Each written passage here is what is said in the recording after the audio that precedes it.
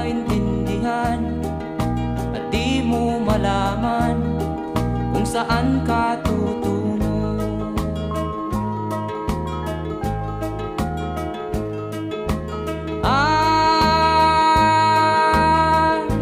Kung nakamit mo na ang pangarap,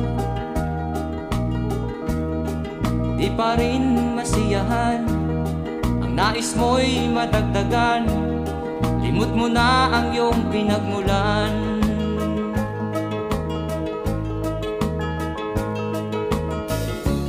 Bakit nga ba ganito? Ang tao'y walang kasiyahan.